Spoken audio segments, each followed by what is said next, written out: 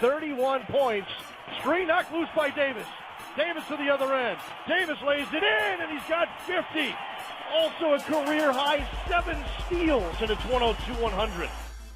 He's back. Last night, Anthony Davis had a monster game, putting up 50 points, 16 rebounds, 5 assists, 4 blocks, 7 steals in his first regular season game since March. Davis missed the end of last season with a knee injury, but appears back to his true form. Davis becomes part of an elite club as he's now the 4th player in NBA history with 50 points in a season opener, joining Michael Jordan, who did it twice, Wilt Chamberlain, and Elgin Baylor, all of whom are Hall of Famers. Max, the question is, where does Davis rank among the NBA elites? Tell me what you got. I love this off the Brady segment because this applies to Anthony Davis. On a per-game basis, I believe this is the year that Anthony Davis establishes himself as the second best player in the game to LeBron James on a per-game basis. But so far, he's always playing between 60 and 70 games a year. I mean, he's really, when you have other very talented players in the league, like a quarterback that we just argued, you can't give them 15 or 20% more games to play and then make an MVP case in Anthony Davis's case. But on a per-game basis, this guy can defend the pick and roll both players simultaneously. He's that long. He can pass the ball because, has been famously pointed out, he was a point guard and then suddenly grew a foot, went from 6 to basically 7 feet in like a year. And so he retained his point guard skills, but now he can play the 4 or the 5. He offensively just gave you 50. But even in terms of his efficiency, Stephen A. Smith in 2 seasons ago, not last season, the season before last, Anthony Davis led the league in PER. Say whatever you want about PER, Hollinger's stat.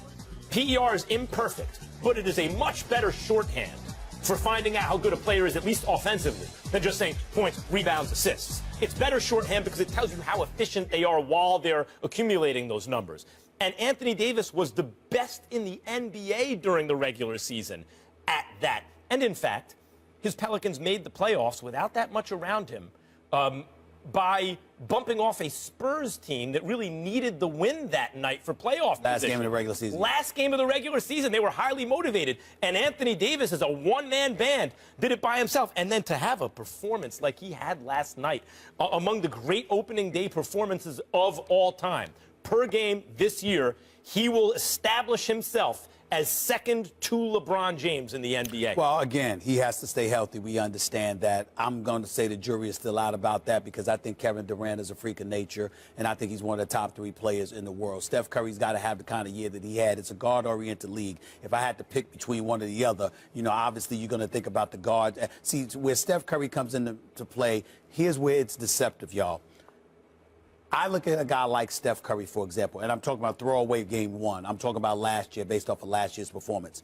The way the NBA game is played and it being a guard-oriented game, I've never seen a shooter like Steph Curry in my life. I think he is the greatest shooter I've ever seen. And if you tell me that somebody can shoot the basketball like that, I don't care what LeBron and Anthony Davis and Kevin Durant and all of them can do. When you can shoot the ball like that, and you have the ball in your hands because you're shooting it from the point guard spot as opposed to the off guard spot. Because remember, even the off guard still needs to get the ball from somebody else. The point guard is the one that has the ball in his hands. He's the one running the show, which means he can shoot whenever he wants to, even though he's supposed to be prioritizing running the show. I can't sleep on Steph Curry, but I will tell you this. When I think about elite players, away from the guard play, the system itself, the way the game is played, just guys on their overall abilities, I can't disagree with being behind LeBron James. I could make an argument that Kevin Durant, unleashed, could be that lethal. But Anthony Davis, I've said this, Max, a few years ago, about last year sometime.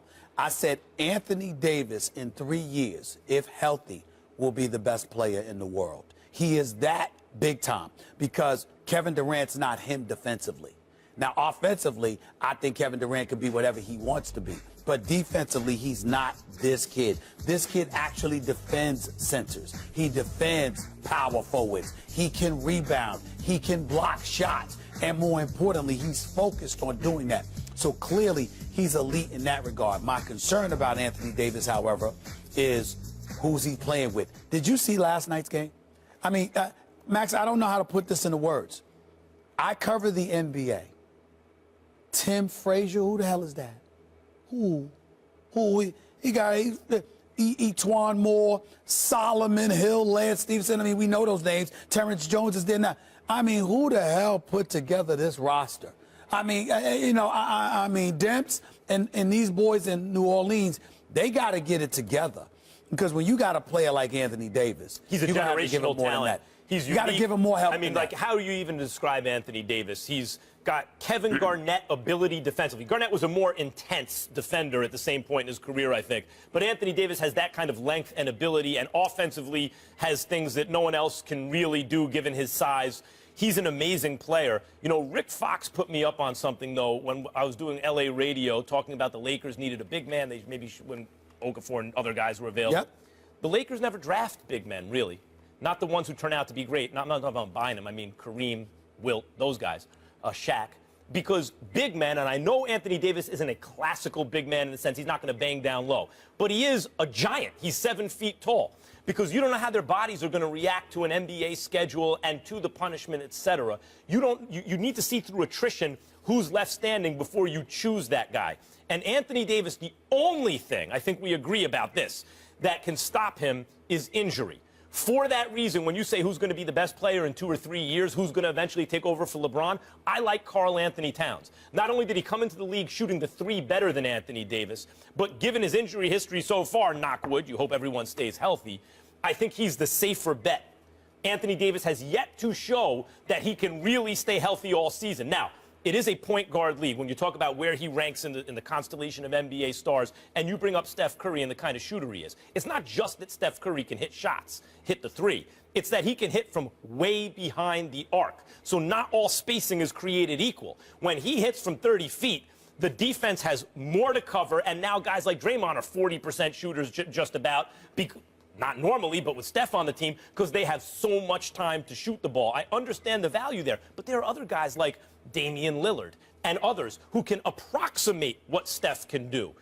Apologies to everyone, including Karl Anthony Towns, but what Anthony Davis can do, no one can really approximate. Which is why I wouldn't take Karl Anthony Towns ahead of him. And I love Karl Anthony Towns. And I certainly was wrong about Jahlil Okafor in comparison to him. I think that Jahlil Okafor is going to prove to be far better than people realize. He's playing with the Sixers last year. And we all know what a pathetic situation that is. Embiid looked pretty good last night. Which is something we will get into a little bit later. But Karl Anthony Towns is big time. But Anthony Davis is special. He is a guy, he is a big man who can play like a guard. And he can be formidable at both positions. He could be formidable in the backcourt. He could be formidable in the front court.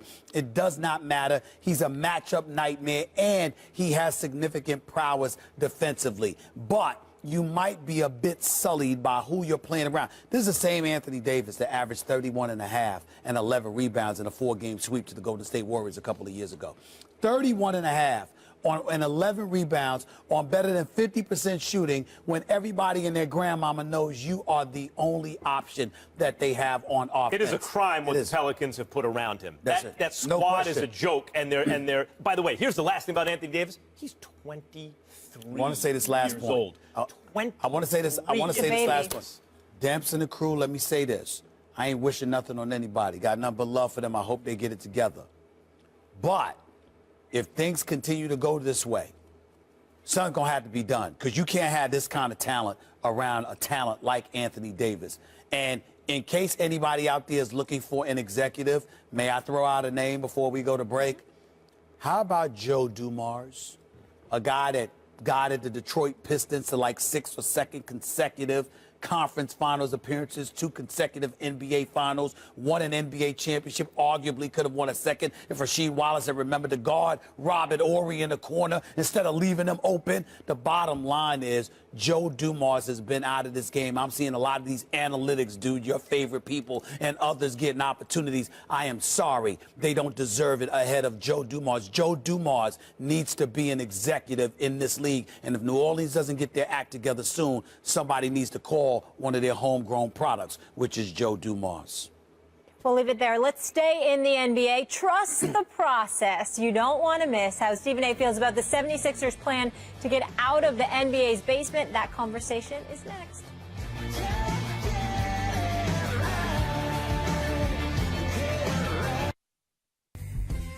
Welcome back to First Take, presented by Bass Pro Shops. Don't miss tomorrow's First Take when actor Omar Epps will be in the house. He's a big Cowboy fan, so don't miss the fireworks when he goes head-to-head with Stephen A. That's tomorrow right here on First Take.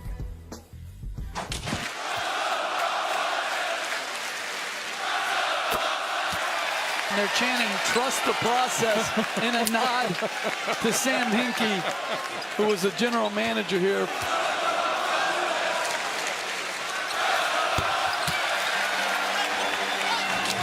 So it was an exciting opening game for 76ers fans last night. Despite losing to the Thunder, fans fired up to see the number 3 overall pick from the 2014 draft, Joel Embiid, finally making his NBA debut. The crowd chanting, "Trust the process," something Sixers former general manager Sam Hinkie had been begging fans to do while the team went through a rebuild. Stephen A., your reaction to fans chanting, "Trust the process"? I was incredibly annoyed. For those out there that may need to be reminded of, long before, I'm here on First Take and, an NBA analyst for ESPN and hosting my own radio show on Mad Dog Sports Radio and all of that. You're going to be doing a fight? You're calling a fight? I'll be calling a fight November 5th, calling the Manny Pacquiao fight, my first ever color commentary on a boxing match. I was a journalist for the Philadelphia Inquirer. Prior to that, the New York Daily News. I've been I was in print journalism for 19 years. I was at the Philadelphia Inquirer for nearly 17 years. I covered every day of Allen Iverson's first 10 years in the NBA, every single game, every day. I know this city. It's a phenomenal city. And listening to those chants last night, as much of a great sports town that I just said Philadelphia is, and has been, this annoyed me beyond measure. Because what this organization, specifically Sam Hinkie, did to this city is an atrocity. And I don't care what anybody says. The fact that this man gets to hide and not be front and center, to get interviewed, to have to answer for the things that he did, to me is criminal. Now, I will openly confess something that I've never confessed on national television. I believe that I had, at least in a small way, something to do with the arrival of Jerry Colangelo and ultimately his son, Brian Colangelo, being in Philadelphia. And I'm going to tell you why. Because very few people were harder on the Sixers organization than me. I spoke to the commissioner about it. I spoke to league officials about it. I spoke to members of the Sixers organization about it. They know who the hell they are because they're very influential within the organization. What was being done to the city of Philadelphia was one of the biggest atrocities we have ever seen in sports. Now, certainly when things go wrong and there's an injury here or there, Max, you might tank a season. You're the Spurs, you want to get Tim Duncan #1 in the draft and stuff like that. I get that part, okay? But Max, they tanked seasons. 18 wins, 19 wins, 10 wins, all under Sam Hinkie.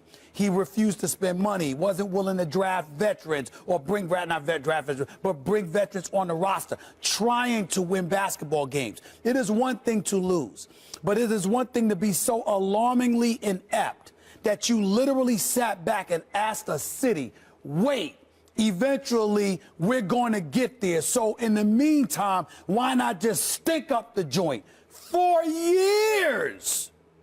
For years, while charging them ticket prices to pay to watch that horrible product that they put forth there. There is no, who the hell can't do that job?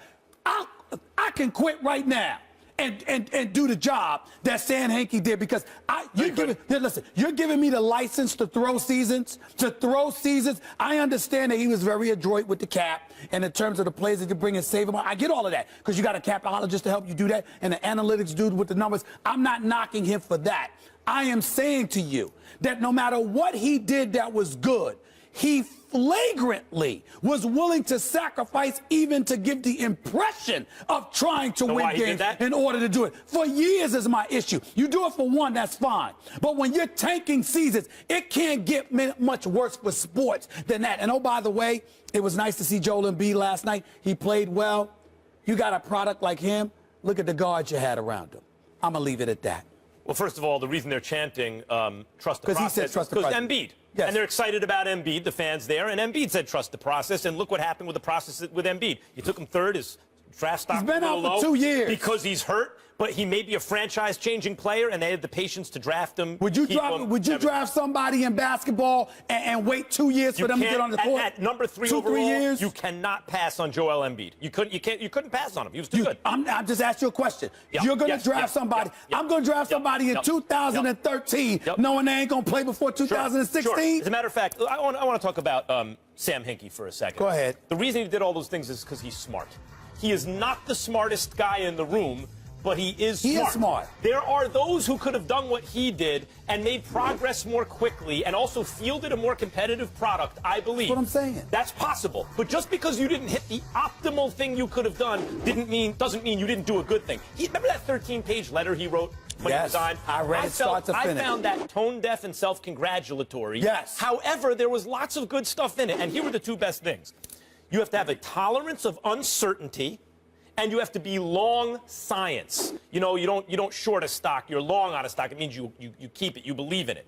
He had a tolerance for uncertainty, and he was long science. He trusted the process. Now, he didn't bring it all together, not under his auspices, because the franchise got fed up with him and they lost patience, and maybe because it's people like Stephen A. Smith, maybe Stephen A. Smith himself, who accelerated that. And maybe that's not a good thing. I'm not going to lie to you. I begged them to get rid of him. Begged them. Begged them. And maybe that's not a good thing. For at least look a at the year. Sixers. Look at the Sixers right now. Unlike a franchise like the Knicks that was actually trying to be good and stunk on ice anyway for year after year after year, or when they are good, they're just mediocre, the Sixers have an extremely bright future. Not only a ton of great draft picks going forward, cap space flexibility, great young talent on the roster. I'm not questioning any of that. They got players stashed in Europe. So look, just because it didn't all come together yet, that makes him having done a terrible job? Max, I was very, very clear in what I said.